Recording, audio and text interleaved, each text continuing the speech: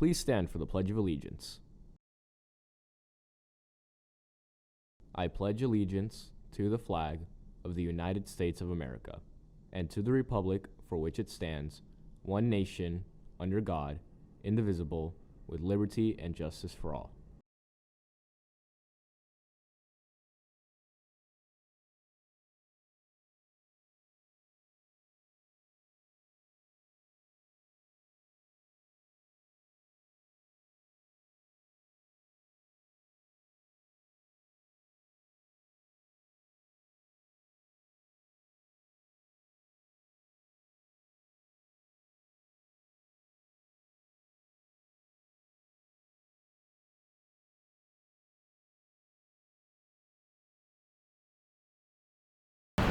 Coming up today on GVTV News, how to get the latest on colleges, plus the latest films you can catch on the big screen. All that and more today on GVTV News.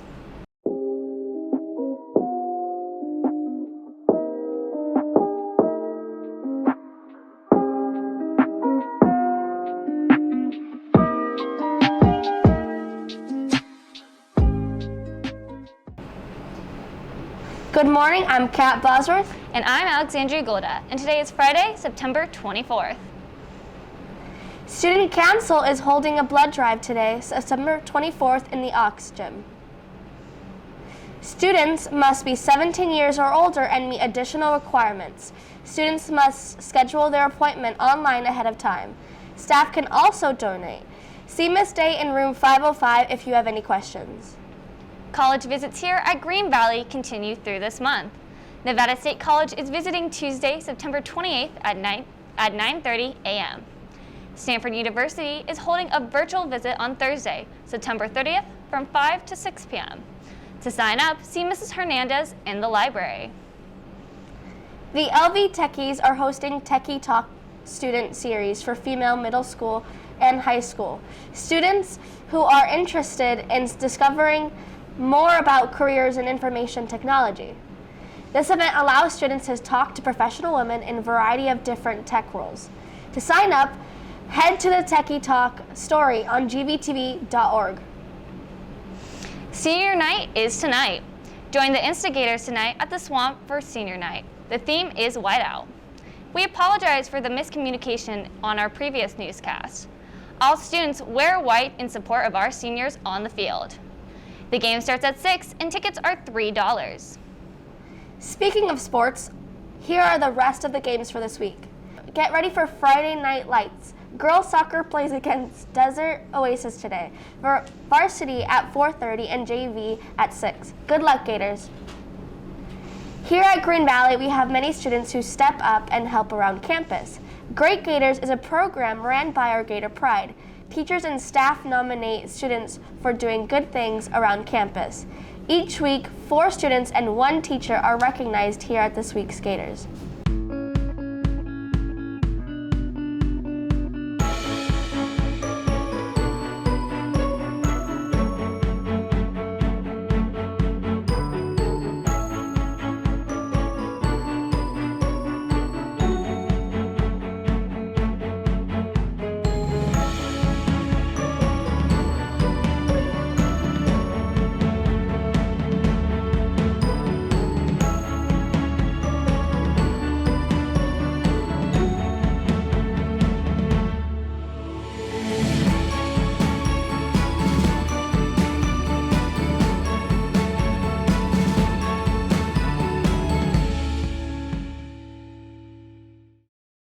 In pop culture news, Lunchables have gone missing from the shelves. The prepackaged meal has gone missing from grocery store shelves, and it has caused quite the conundrum among parents, many feeling now at a loss as to what to pack their child for lunch. The company says they've had an increase in demands for their products, leading to the shortage of the meal. Some suspect the shortage is due to the common supply chain issues arising from the COVID-19 pandemic. But others believe that after 18 months at home, parents simply do not want to prepare any more meals. Kraft Heinz, the company that makes Lunchables, assures customers that they are on the case, stating, we're actively investing in our supply chains and have teams working fast and furiously so our retailers and consumers can get more of the Kraft Heinz products they love, wherever they like to shop. So all you Lunchable fans out there, do not worry. According to Today News, our lovable lunch meal will be back on the shelves soon.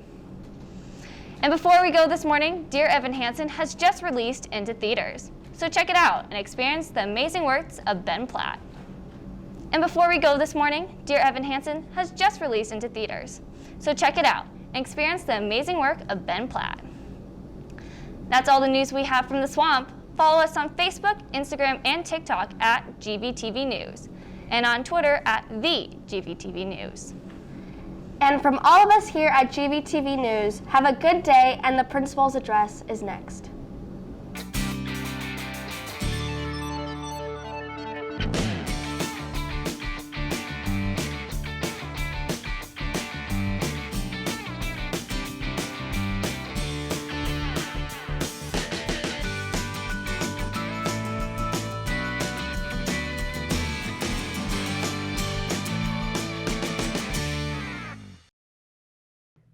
Good morning, Gators.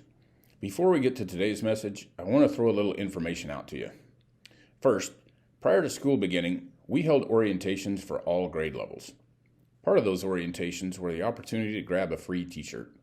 I know that some of you were not able to attend those orientations for one reason or another, but the good news is that we still have shirts for those of you who didn't pick one up.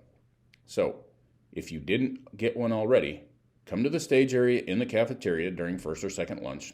Tell us your name so we know we're not duplicating distribution, and we'll get you taken care of. Second, please help us out at the end of second lunch by stacking your chairs before you leave. This will really help our custodians who are working very, very hard to keep our building clean. For the final installment in our celebration of Hispanic Heritage Month, we're going to turn our attention to our neighbor to the west, California. Today's subject was born in California when it was still part of Mexico back in 1831. His father was killed when he was only 5 weeks old. Sent to Hawaii for his formal education by his stepfather, his first job was as an intern aboard a trading ship. When the Mexican-American War broke out 2 years later, his ship was seized by American forces. He and his shipmates were brought to modern-day San Francisco, where a subject subsequently swore an oath of allegiance to the United States and was then released. After California and the rest of the now American West was ceded to the United States by Mexico, this promising young man entered politics. At age 22, he became a judge. 4 years later, he was elected to the California State Senate. He took a break from politics to serve in the U.S. Army during the Civil War, but then returned to become lieutenant governor. And in 1875, Romualdo Pacheco ascended to the office of governor upon the election of his predecessor to the Senate. Mr. Pacheco was the first Hispanic, and to this date the only one, to serve as governor of California. He was also the first Hispanic to represent a state in the U.S. Congress.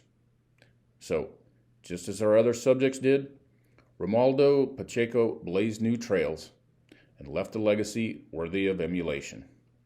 Thanks for watching today. Don't forget to pick up your shirt at lunch if you didn't already get one, and please help us out by stacking your chairs at the end of second lunch. Have a great day, and remember, you got this.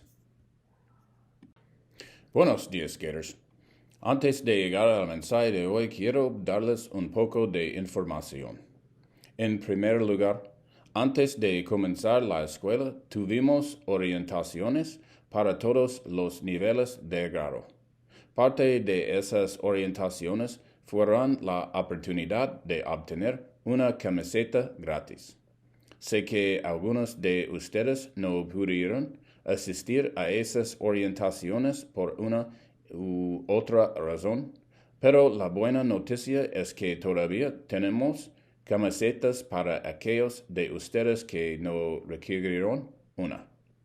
Así que si aún no habéis conseguido una, venid a la zona del escenario en la cafetería durante el primer o segundo almuerzo. Decidnos vuestro nombre para que sepamos que no estamos duplicando la distribución y os atenderemos. En segundo lugar, por favor, ayúdenos al final del segundo almuerzo apelando sus sillas antes de irse.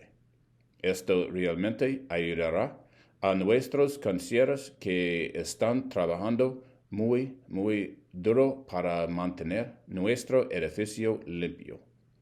Para la última entrega de nuestra celebración del mes de la herencia España, vamos a dirigir nuestra atención a nuestro vecino del oeste, California.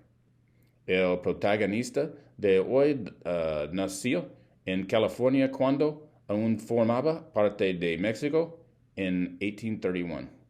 Su padre fue asesinado cuando él tenía solo 5 semanas de edad.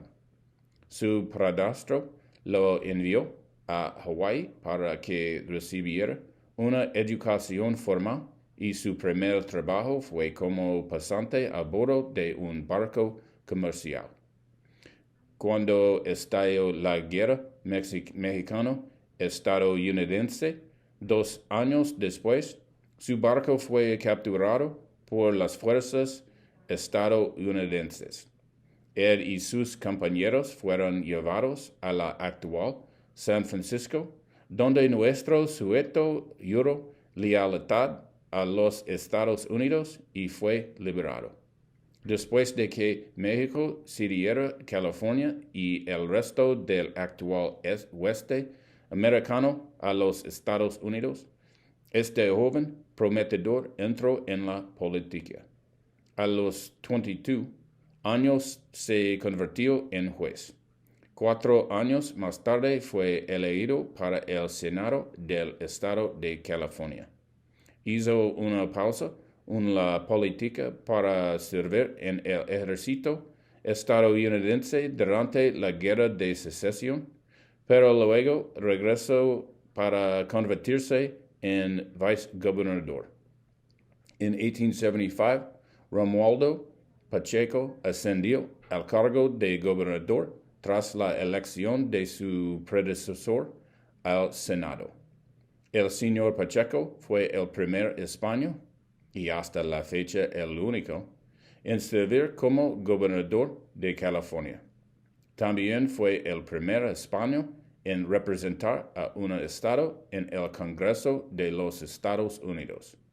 Así que, al igual que nuestros otros temas, Romualdo Pacheco abrió nuevos caminos y dejó un legado digno de emular.